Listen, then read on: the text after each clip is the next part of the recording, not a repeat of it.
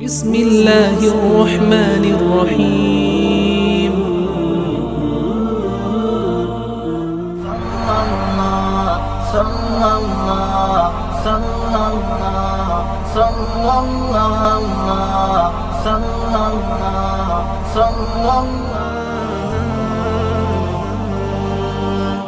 بزرگان محترم و نوجوانان اسلام، الحمدللہ عالم اسلام نے رمضان المبارک کی مقدس ساعتوں کو اور محترم عبادتوں کو انجام دے کر فارغ ہوا ہے۔ اللہ تعالیٰ نے رمضان کے مہینے میں روزے رکھنے کا، قرآن کو سننے اور سنانے کا حکم فرمایا، اور اس کی غرض و غایت اور اس کے مقصد کو بیان فرما دیا کہ اللہ نے یہ حکم کیوں دیا۔ لعلکم تتقون، تاکہ تم متقی اور پرہیزگار ہو جاؤ، تمہارے اندر تقوی کی صفت پیدا ہو جائے۔ یہ تقوی کیا چیز ہے؟ اللہ تعالیٰ نے قرآن مجید میں شاید اس لفظ کا جتنا ذکر فرمایا ہے اور جتنا اس کا حکم فرمایا ہے، شاید کسی اور عبادت کا اتنا حکم اللہ نے نہیں دیا، بلکہ اللہ تعالیٰ نے ہر عمل کی مقدار کو متعین فرمایا۔ نمازیں روزانہ 5 ہیں، روزے رمضان المبارک کے مہینے کے روزے فرض ہیں، زکوٰۃ 40واں حصہ، حج رمضان میں حج پوری عمر میں 1 مرتبہ، ہر حکم کی مقدار کو اللہ تعالیٰ نے متعین فرما دیا، مقرر فرما دیا۔ لیکن جب تقوی کی بات آئی تو اللہ تعالیٰ نے اس کی کوئی حد، کوئی انتہا اس کی مقرر نہیں فرمائی، بلکہ حکم دیا فاتقوا اللہ ما استطعتم، اللہ سے تم ڈرو، تقوی اختیار کرو جتنا تم کر سکتے۔ تقوی کی یہ عبادت صرف ممبر و محراب تک محدود نہیں ہے، تقوی کا یہ حکم صرف مساجد اور مدارس تک متعین نہیں ہے، تقوی کا یہ حکم ہمارے اوپر صادر ہوتا ہے بازاروں میں بھی، تنہائیوں میں بھی، گھروں میں بھی، تجارت میں بھی، عبادات میں بھی، اجتماع میں، انفراد اور تنہائی اور خلوتوں میں، زندگی کے ہر موڑ، ہر قدم اور ہر مرحلے پر تقوی کا یہ حکم ہمارا پیچھا کرتا ہے، تقوی کا یہ حکم ہماری زندگی پر صادر ہوتا ہے۔ ہر جگہ تم کو تقوی اختیار کرنا ہے، کھانے پینے میں ہو، پہننے اوڑھنے میں ہو، میاں بیوی کے رشتے کے تعلق سے ہو، جتنے احکامات اللہ تعالیٰ نے شریعت کے اندر مقرر فرمائے ہیں، ان تمام احکامات کی بنیاد اور اس کا مقصد، اس کی غرض و غایت اللہ تعالیٰ نے تقوی قرار دیا۔ واتقوا یوما ترجعون فیہ الی اللہ یا ایھا الذین آمنوا اتقوا اللہ ولتنظر یا ایھا الذین آمنوا اتقوا اللہ وقولوا قولا سدیدا یا ایھا الذین آمنوا اتقوا اللہ وذروا ما بقی من الربا. ہر جگہ اللہ تعالیٰ نے تقوی کا ذکر فرمایا. حضرت کعب رضی اللہ عنہ تورات کے عالم تھے اور اکابر علماء کرام صحابہ کرام میں ان کا شمار ہوتا ہے. حضرت عمر رضی اللہ تعالی عنہ ایک مرتبہ کعب رضی اللہ تعالی عنہ سے سوال کرتے ہیں کیونکہ وہ اہل علم میں سے تھے. اللہ تعالیٰ نے ان کو بڑا علم عطا فرمایا تھا. پوچھنے لگے کہ کعب ذرا تقوی کی تعریف بیان کرو، مجھے سمجھاؤ کہ تقوی کیا ہوتا ہے، تقوی کسے کہتے ہیں.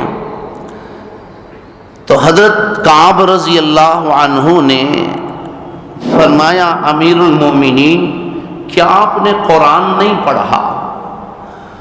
عمر رضی اللہ عنہ نے کہا کہ کعب قرآن تو پڑھتا ہوں لیکن تمہاری زبان سے سننا چاہتا ہوں کہ تم تقوی کی کیا تعریف بیان کرتے. انہوں نے عرض کیا امیر المؤمنین کبھی آپ کا گزر ایسے راستے سے ہوا ہے جس راستے کے دونوں کناروں پر کانٹی دار درخت ہوں، دونوں جانب کانٹی دار جھاڑیاں ہوں، خاردار درخت ہوں؟ کیا کبھی آپ نے ایسے راستے سے کبھی آپ گزرے ہیں؟ امیر المؤمنین نے کہا کئی مرتبہ اس کا موقع ہوا. تو کعب رضی اللہ عنہ نے عرض کیا امیر المؤمنین اس راستے سے گزرتے ہوئے آپ کس طرح چلتے؟ امیر المؤمنین نے جواب دیا اپنے کپڑوں کو سمیٹ لیتا ہوں، بڑی احتیاط سے گزرتا ہوں کہ کہیں کوئی کانٹا میرے بدن سے لگ کر مجھے نقصان اور تکلیف نہ پہنچائے، کہیں میرے کپڑوں سے الجھ کر میرے کپڑوں کو پھاڑ نہ ڈالے. بڑی احتیاط سے ادھر ادھر دیکھتے ہوئے گزرتا ہوں. کعب رضی اللہ عنہ نے کہا امیر المؤمنین یہی تقوی ہے. ماں کے پیٹ سے پیدا ہو کر دنیا میں آنے کے بعد عقل و شعور کو سنبھالنے کے بعد آپ زندگی کے اس سفر کو احتیاط کے ساتھ گزاریں، سوچ سمجھ کر زندگی کے دن رات کو گزارتے ہوئے ماں کی گود سے آپ قبر کے گڑھے تک پہنچ جائیں. اسی کا نام تقوی ہے. ناجائز امور سے بچتے ہوئے، حرام کاموں سے بچتے ہوئے، غلط کاموں سے بچتے ہوئے آپ اپنے دین کو، ایمان کو، عقیدے کو بچاتے ہوئے آخرت کی دنیا میں آپ قدم رکھیں. اسی کا نام تقوی ہے. تو بہرحال میرے محترم بھائیوں، جیسا کہ میں نے عرض کیا کہ تقوی صرف منبر و محراب کی چیز نہیں ہے. چرواہوں نے بھی جنگلوں بیابان میں، صحراؤں میں جانوروں کو چراتے ہوئے تقوی پر عمل کیا. حضرت عبداللہ ابن عمر رضی اللہ عنہما ایک مرتبہ سفر پر نکلتے ہیں.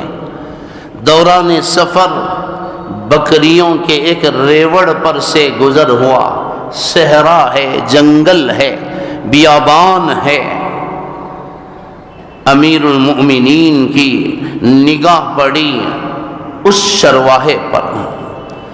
حضرت عبداللہ ابن عمر رضی اللہ عنہما کچھ کھانے کے لیے بیٹھتے ہیں. جب کھانا شروع کیا تو قریب ہی وہاں وہ چرواہا بیٹھا ہوا تھا.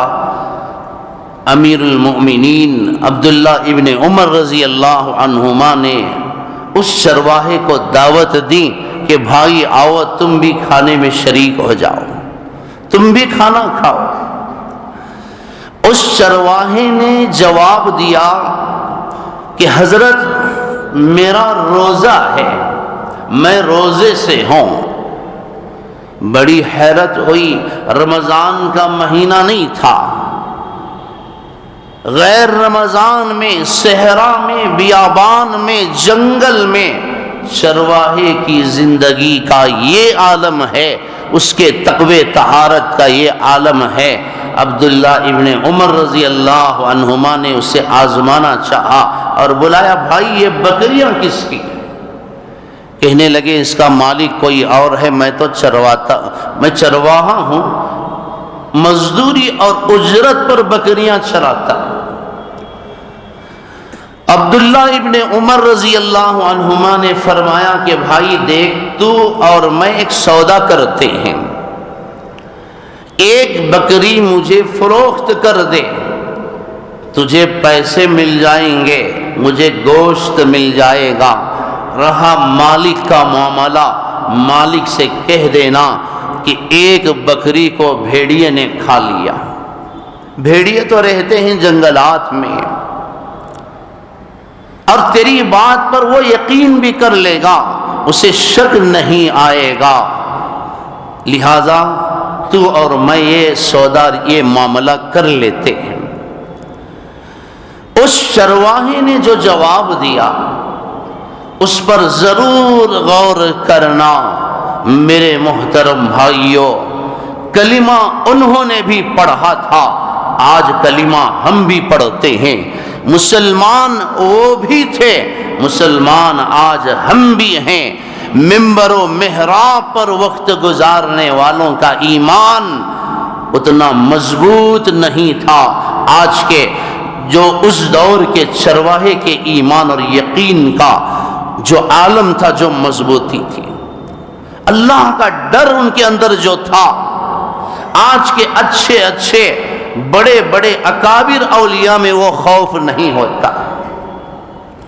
اس نے کہا امیر المؤمنین آپ کو گوشت مل جائے گا، مجھے پیسے مل جائیں گے، مالک میرے جواب سے مطمئن بھی ہو جائے گا۔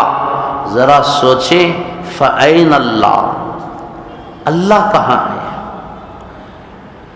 وہ رب آپ کو بھی دیکھتا ہے، وہ پروردگار مجھے بھی دیکھتا ہے، اس کے دربار میں آپ کو بھی پہنچنا ہے، مجھے بھی پہنچنا ہے۔ اس عارضی مالک کو تو میں مطمئن کر دوں گا، اس خالق و مالک کے دربار میں کیا چہرہ لے کر جاؤں گا، کیا جواب دوں گا؟ کیا کہتے ہو؟ کیا اللہ کا آپ کو ڈر اور خوف نہیں ہے؟ مالک اگر نہیں دیکھ رہا ہے، حقیقی مالک تو مجھے اور آپ کو دیکھ رہا ہے۔ فَأَيْنَ اللَّهُ، اللہ کہاں گیا؟ وہ کہتا ہے ما یکون من نجوا ثلاثۃ الا هو رابعهم، تم تین ہوتے ہو تو چوتھا میں ہوتا، تم چار ہوتے ہو تو پانچواں میں، تم پانچ ہوتے ہو تو چھٹواں میں، ولا ادنی من ذلک ولا اکثر الا هو معهم، تم ایک ہوتے ہو تو دوسرا میں ہوتا ہوں۔ یا بنی انہا ان تک مثقال حبۃ من خردل فتکن فی صخرۃ او فی السماوات او فی الارض یأتی بها اللہ۔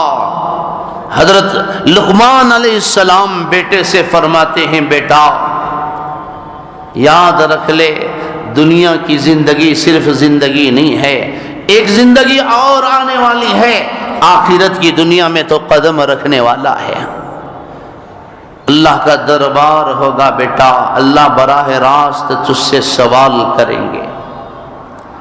اور بیٹا یاد رکھ لے، تیری نیکی ہو یا تیری برائی، اور اس کی مقدار رائی کے دانے کے برابر کیوں نہ ہو، تیری نیکی اور وہ برائی رائی کے دانے کے برابر بھی ہو، اور آسمان کی بلندیوں میں، فضاؤں میں کہیں معلق ہو، زمین کے ذرات میں ملی ہوئی ہو، سمندر کی تہ میں پڑی ہوئی ہو، پہاڑوں کے پتھروں کے نیچے دبی ہوئی ہو، تو بیٹا یاد رکھنا اللہ قیامت کے دن یاتی بہ اللہ تیرے سامنے لائے گا۔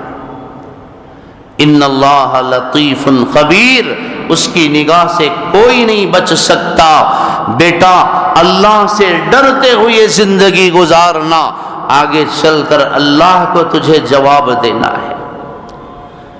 چنانچہ اس چرواہے کے اس جواب سے عبداللہ ابن عمر رضی اللہ عنہ گھبرا گئے، پریشان ہو گئے۔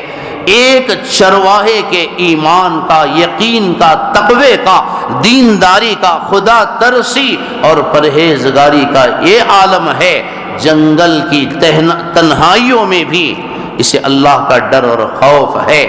فرمانے لگے میرے بھائی، جب تک تجھ جیسے لوگ اس دنیا میں باقی ہیں، کوئی بھیڑیا کسی بکری پر تیری نگاہ بھی نہیں اٹھا سکتا۔ اللہ تجھ جیسے لوگوں سے اس دنیا کے نظام کو چلائے گا، تیرے جیسے لوگوں کی برکت سے یہ دنیا آگے چلے گی۔ اللہ سے ڈرنے والے، اللہ کو حاضر و ناظر سمجھ کر زندگی گزارنے والے تجھ جیسے لوگ جب تک رہیں گے، اللہ اپنے فرشتوں پر بھی فخر کرتا۔ حضرت شیخ عبد القادر جیلانی رحمت اللہ علیہ کے والد محترم کی وہ داستان، وہ واقعہ بڑے شوق سے لوگ سناتے ہیں عوام الناس کو، ہم بھی بڑے مزے لے کر سنتے ہیں۔ بڑے بڑے اولیاء کرام کے تذکرے ہم پڑھتے ہیں، سنتے ہیں، فخر سے سناتے ہیں۔ میں ہمیشہ کہا کرتا ہوں، جب بڑے بڑے اولیاء کے نام سے پیٹ پالتے ہو، بڑی بڑی دیگیں ہضم کر جاتے ہو، ان کے نام سے اپنا پیٹ چلاتے ہو، کبھی ان کا کام بھی دیکھا کرو، کبھی ان کا عمل بھی دیکھا کرو۔ محبت کے بڑے لمبے چوڑے دعوے تو کرتے ہو کہ میں غوث پاک کا غلام ہوں، غوث کا دامن نہیں چھوڑیں گے، نہیں چھوڑنا چاہیے۔ اگر چھوڑے گا تو تیری عافیت نہیں رہے گی۔ جب تک تو ان کے دامن سے تو معلق رہے گا، ان سے جڑ کر رہے گا تو عافیت میں رہے گا۔ کون کہتا ہے ان کے دامن کو چھوڑنے کے؟ ہم یہ کہتے ہیں، صرف ان کے نام کو بول کر محبت کا اظہار کرنے کا نام غوث پاک سے محبت نہیں ہے۔ ان کے عمل کو بھی دیکھو، ان کی ریاضتوں کو دیکھو، ان کی زندگی گزارنے کے طور طریقوں کو دیکھو، ان کے زندگی کے حالات کو پڑھو، ان کے تقوی اور طہارت کو پڑھو، ان کی عبادت اور ریاضت کو دیکھو، ان کے کھانے پینے اور زندگی گزارنے کے طریقے اور اصول کو بھی تو دیکھو، ذرا اس پر بھی تو عمل کرو۔ چنانچہ مشہور واقعہ ہے، حضرت شیخ عبد القادر جیلانی رحمت اللہ علیہ کے والد ایک ندی کے کنارے سے گزر رہے تھے۔ اسی طرح گرمی کا موسم تھا، بھوکے اور پیاسے تھے، سوچ رہے تھے کیا کھاؤں کیا کھاؤں، بڑی بھوک لگی تھی شدت کی۔ نگاہ پڑتی ہے ندی میں ایک سیب ندی کے پانی کے ساتھ ساتھ بہہ رہا ہے اور اس ندی میں بہہ کر جا رہا ہے۔ حضرت شیخ عبد القادر جیلانی رحمت اللہ علیہ کے والد محترم آگے بڑھے اور اس سیب کو اٹھا کر کھا لیا۔ بھوکے بھی تھے۔ کھانے کے بعد احساس ہوا، رے پتہ نہیں یہ کس کا مال تھا، سیب تو میں نے کھا لیا، میں نے اجازت نہیں لی، اس کا مالک کون ہے؟ یہ کس کی چیز تھی؟ یہ گری پڑی چیز، یہ میری ذمہ داری تھی کہ میں اس کے مالک تک اسے پہنچاتا، مجھے کھانے کا حق کیا تھا؟ احساس ہوا نہیں اب اس کے پیچھے لگنا ہے، اور اس کے مالک کو تلاش کرنا ہے۔ واپس آئے، اسی ردی کے راستے سے گزرتے گزرتے ہوئے جا رہے تھے، کوئی بندہ ملے گا، کوئی علامت نظر آئے گی۔ نگاہ پڑی سیب کے ایک باغ پر، اس درخت کی شاخیں اور ٹہنیاں ندی پر جھکی ہوئی تھیں۔ سمجھ گئے کہ اسی باغ کا پھل، اسی سیب کے درخت کا یہ سیب ندی میں گر پڑا ہے اور اسی کو میں نے کھا لیا۔ اب پہنچے باغ کے اندر، اس کے مالک سے جا کر کہا کہ حضرت مجھے معاف کیجئے، مجھ سے ایک بڑی غلطی ہو گئی۔ میں گزر رہا تھا، ندی سے ایک سیب بہہ رہا تھا، میں نے اسے اٹھا کر کھا لیا کیونکہ میں بھوکا اور پیاسا تھا، مجبور ہو کر میں نے کھا لیا۔ مجھے لگتا ہے شاید یہ آپ ہی کے باغ کا سیب ہو۔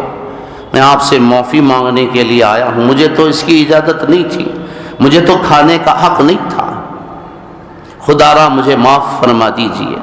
وہ سیب کے باغ کے مالک بھی صاحب نظر تھے، اللہ والے تھے، اللہ کے نیک بندے تھے، اور اس گئے گزرے دور میں انہوں نے سمجھا کہ یہ بڑا نیک نوجوان معلوم ہوتا ہے، اسے پکڑ کر رکھنا چاہیے، اس کے دامن کو پکڑنا چاہیے، اسے جانے نہیں دینا چاہیے۔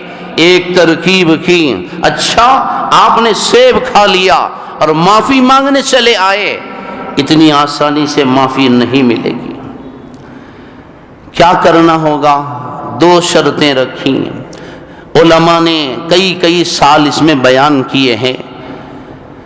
چنانچہ انہوں نے اس باغ کے مالک نے کہا کہ دو شرطیں ہیں، جب ان دو شرطوں پر تم عمل کرو گے تو تمہیں معافی ملے گی۔ پہلی شرط یہ ہے کہ ایک سیب تم نے کھایا ہے، 1 سال تک تمہیں اس باغ میں خدمت کرنی پڑے گی اور کام کرنا پڑے گا، کلی مزدوری کرنی پڑے گی۔ 1 سال تک جب تم کام کرو گے تو میں تمہیں آدھے سیب کی معافی دوں گا۔ اور دوسری شرط یہ ہے کہ میری ایک بیٹی ہے،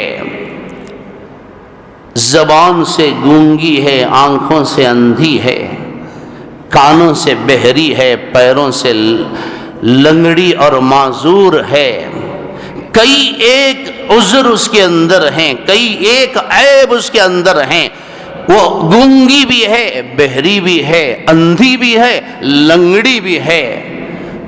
میری اس بیٹی سے تمہیں نکاح کرنا پڑے گا، 1 سال باغ میں کام کرنا ہے اور میری اس معذور بیٹی کے ساتھ نکاح کرنا ہے۔ اس اللہ والے نے کہا دنیا کی ہر مصیبت چھوٹی ہے آخرت کی مصیبت کے مقابلے میں، دنیا کی ہر سزا چھوٹی ہے آخرت کی سزا کے مقابلے میں، اس کی بنسبت یہاں میں اس تکلیف کو اٹھا لوں گا، سہ لوں گا، زندگی ایسے بھی گزر جائے گی، اللہ کے دربار میں کیا جواب دوں گا؟ فرمانے لگے کہ آپ کی دونوں شرطیں مجھے منظور ہیں۔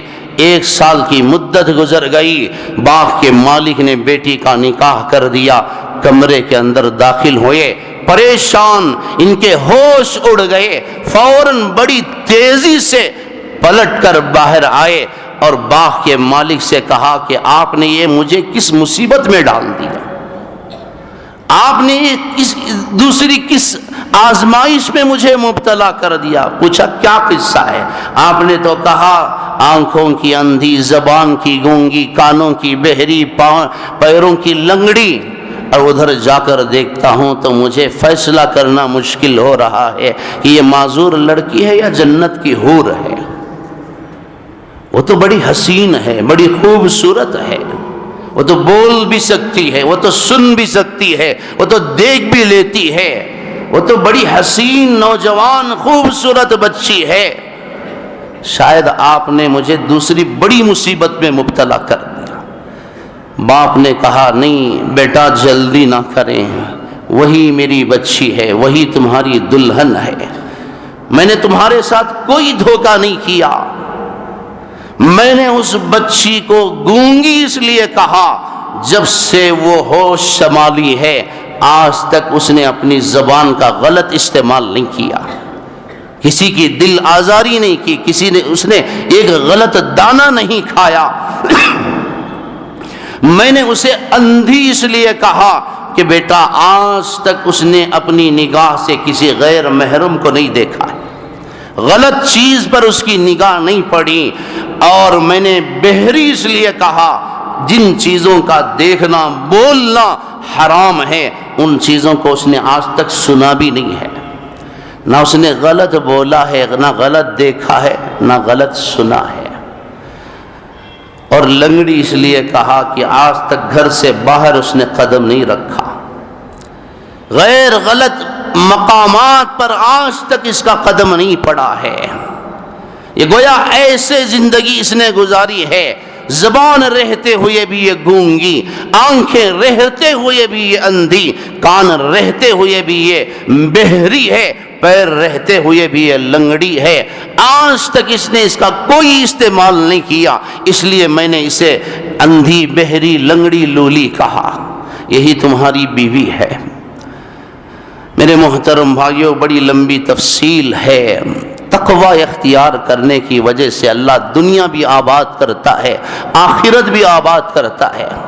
اللہ سے ڈرتے ہوئے حرام سے بچو گے، اللہ دنیا کو بھی خوشحال رکھے گا، آخرت کو بھی خوشحال بنائے گا، اور آپ کی آئندہ آنے والی نسلیں خوشحال ہوں گی۔ جانتے ہو اللہ تبارک و تعالیٰ نے اسی جوڑے سے ساری دنیا کے اولیاء کے سردار کو پیدا کیا۔ شیخ عبد القادر جیلانی رحمت اللہ علیہ کی یہ والدہ بنی، ایک سیب کھا کر اللہ سے ڈر کر صاحب باغ سے معافی مانگنے والے اس نوجوان کے بطن سے اللہ نے اولیاء کے سردار کو پیدا کیا۔ آج کس منہ سے ہم گلا شکوہ کرتے ہیں کہ ہماری اولاد ہماری نافرمان ہے، ہماری اولاد ہمیں آنکھیں دکھاتی ہے۔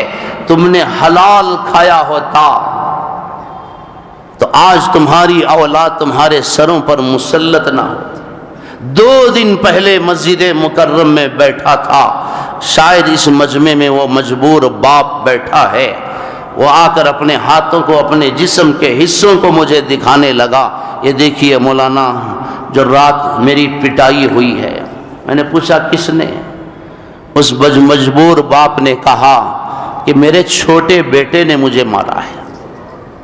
اس علاقے کا واقعہ بیان کرتا ہوں 2 دن پہلے، اگر کوئی ملنا چاہتے ہیں تو وہ صاحب ہیں، میں ملا سکتا ہوں۔ کم بختوں کو ابھی کتنا بیان کیا جائے، ابھی ان کو کتنا تھوکا جائے، کتنی ماں باپ کی عظمت ان کو سمجھائی جائے۔ ہم نے حلال پر زندگی گزاری ہوتی تو ایسی بدمعاش اولاد ہمارے پیٹ سے پیدا نہ ہوتی۔ پھر کیا حق ہے اللہ کو اس قوم پر اچھے اور نیک حکمرانوں کو منتخب کرنے کا؟ پورے بنگلور شہر سے فون آئے ہیں، علماء بھی بول رہے ہیں، سیاسی قائدین بھی بول رہے ہیں، تنظیموں کے ذمہ داروں کا فون، محلے کے مختلف لوگ ملاقات کر کے مولانا آج بہت زیادہ توجہ دلانا ہے لوگوں کو ووٹ کے تعلق سے، بڑے کٹھن حالات ہیں، بڑے مشکل حالات ہیں، ووٹ کے تعلق سے آپ بیدار کریں، قوم کو سمجھائیں۔ جب تک ایسے بدمعاش بدبخت نوجوان معاشرے محلے اور ملک کے اندر رہیں گے، اللہ کو کوئی حق نہیں ہے کہ عمر جیسے حکمران تم پر حاکم بن کر آئے، اور بڑے ظالم آئیں گے۔ تمہارا ووٹ ظالم کے قدموں کو روک نہیں سکتا جب تک کہ تمہارے اخلاق نہ سدھریں، جب تک تم اپنے بڑوں کی عزت نہیں کرو گے،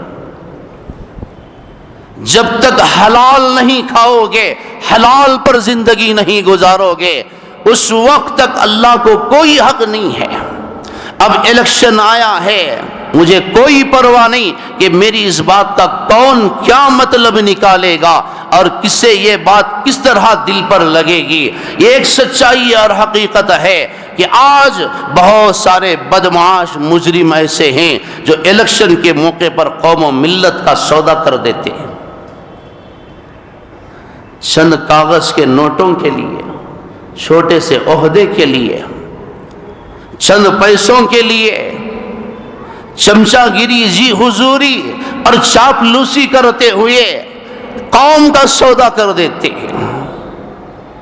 بیچ دیں گے ووٹ کو. الیکشن کے کارڈ 2000 میں فروخت کر دیں گے. میں پوچھوں گا ان بدبختوں سے، کیا یہ 2، 4، 5 ہزار تمہارے 5 سال کے مقدر کو بدل دیں گے؟ جس طرح خنزیر کا گوشت کھانا حرام ہے، شراب کا پینا حرام ہے، پیسہ لے کر ووٹ نہ ڈالنا اور ووٹ کے تعلق سے غفلت کرنا بھی حرام ہے. الیکشن کے پیسے کھانا بھی اسی طرح کا حرام ہے. اس میں اور اس میں کوئی فرق نہیں ہے. اور یہ زیادہ سخت حرام ہوگا کیونکہ قوم کی بات ہے، ملت کی بات ہے. آپ مجھ سے زیادہ حالات سے واقف ہیں. ریاست کرناٹک کے جو حالات ہیں، پوری کوشش ہو رہی ہے کہ اسے سیکنڈ یو پی اور دوسرا اتر پردیش بنایا جائے. آپ حضرات کے سامنے ہیں حالات. مساجد کے اندر لاکھوں روپے کے ساؤنڈ سسٹم تو ہم نے لگا لیے اور سجا لیے. آپ جانتے ہیں کہ پورے رمضان میں ہم ایک وقت فجر کی اذان نہیں دے سکے. آپ جانتے ہیں کہ پچھلے 1 سال ہماری بیٹیاں، ہماری معصوم بہنیں، وہ بچیاں اپنے سر کے دوپٹے اتار کر اسکولوں اور کالجوں میں گئیں اور ان بچیوں نے تعلیم حاصل کی. اور فخر ہے آج ہمیں اس بچی پر. آج پوری ریاست کرناٹک کی سب سے ٹاپر ایک مسلمان بچی ہے. اس بچی نے بیان دیا. مجھے اور زیادہ خوشی ہوتی ہے اگر یہ امتحان میں نے حجاب کے ساتھ لکھا ہوا. کم بختو، تمہیں شرم نہیں آتی حرام کے پیسے الیکشن کے موقع پر کھاتے ہوئے؟ کیا ان بچوں کی یہ مجبوری تمہیں یاد نہیں آتی؟ کیا تمہارے حلال اذان، حجاب پر لگتی پابندیاں تمہارے مردہ ضمیر کو بیدار نہیں کرتی؟ قوم و ملت کے سودے کرتے ہوئے تمہیں شرم نہیں آتی؟ اوروں کی چاپلوسی، جی حضوری، چمچا گیری کرتے ہوئے تم قوم و ملت کی ان بچیوں کے سودے کرتے ہو. قوم و ملت کے ان غریبوں کے پیٹ پر لات مارتے ہو. بھلا تمہارا گھر کیسے آباد ہوگا؟ نکلو، چھوڑو حرام کو، ایمانداری سے کام کرو. اللہ تعالیٰ جو عزت دینے والا ہے، جو روزی دینے والا ہے، جو برکت دینے والا ہے، وہ ان چمچا گیری کرنے والے ان لقموں سے بہت پاک اور بہتر ہے. پاک روزی کھاؤ، عزت کے لقمے کھاؤ، حلال روزی سے بچوں کو پڑھاؤ اور بڑھاؤ اور پروان چڑھاؤ اور ان کی پرورش کرو. الیکشن کے موقع پر پیسے کھانا، قوم کا سودا کرنا، اس علاقے کو میں سنبھال لوں گا، وہ علاقہ میں جیسے کہوں گا ویسے ہوگا. اب لے لیا جائے پیٹھی پیسے، پیچھے سے سودے ہو جائیں گے. قوم و ملت کے سودے ہوں گے. فلاں پارٹی کو ڈالو، فلاں پارٹی کو ڈالو. قوم کو برباد کرنے والے یہ منافق اور مجرم ہیں. انہوں نے قوم کو ڈبایا ہے. ان سے آپ گلہ نہ کریں، ان پر آپ انگلی نہ اٹھائیں. جو ہمارے معاشرے میں رہتے ہیں، ہمارے درمیان زندگی گزارتے ہیں، ان منافقوں، بدمعاشوں اور مجرموں نے قوم و ملت کے بیڑے کو غرق کیا ہے. بہرحال میرے محترم بھائیوں، آئندہ جمعہ انشاءاللہ ووٹ کی شرعی جو حیثیت ہے، ووٹ کی کیا قدر و قیمت ہے، انشاءاللہ اس کی پوری تفصیلات آئندہ جمعہ میں آپ کی خدمت میں عرض کروں گا. بس آج آپ کی توجہ دلاتے ہوئے آپ سے گزارش کروں گا، آئندہ آنے والے مہینے کی 10ویں تاریخ کو ہماری اس ریاست کا الیکشن ہونے والا ہے. آج ہی آپ یہ نیت کر کے جائیں، اس کا ووٹ ڈالنا ہم سب کا فرض ہے. اس سے غفلت کرنے والے مجرم ہیں، خائن ہیں، ڈاکو اور لٹیرے ہیں۔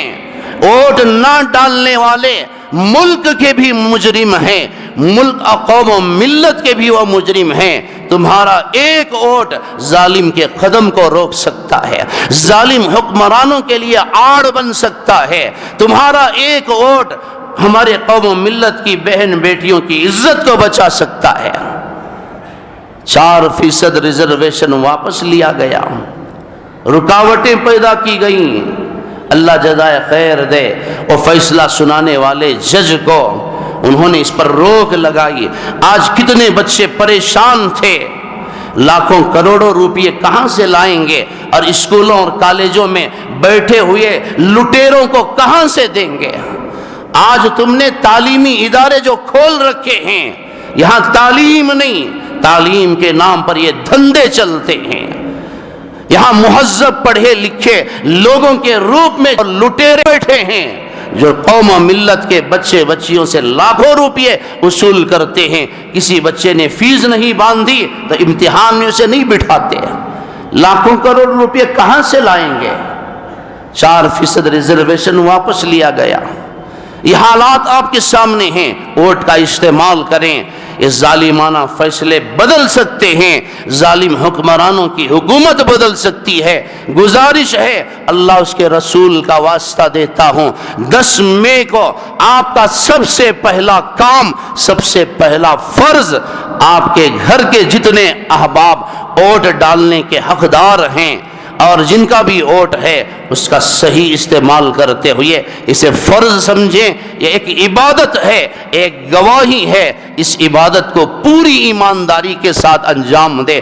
اپنے ووٹ کو حرام پیسوں سے بچائیں، اپنے ووٹ کو حرام ہاتھوں میں جانے سے بچائیں، اپنے ووٹ کو غلط انسان کے نام پر جانے سے بچائیں، اس کی حفاظت کریں۔ یہ آج قوم و ملت کا سب سے بڑا فرض ہے۔ مجھے امید ہے کہ آپ حضرات میرے اس پیغام کو دور دور تک پہنچائیں گے اور اس امانت کا ضرور احساس کریں گے۔ اپنے ووٹ کا صحیح استعمال کرتے ہوئے اپنی اس ذمہ داری کو آپ ادا کریں گے۔ وآخر دعوانا الحمدللہ رب العالمین۔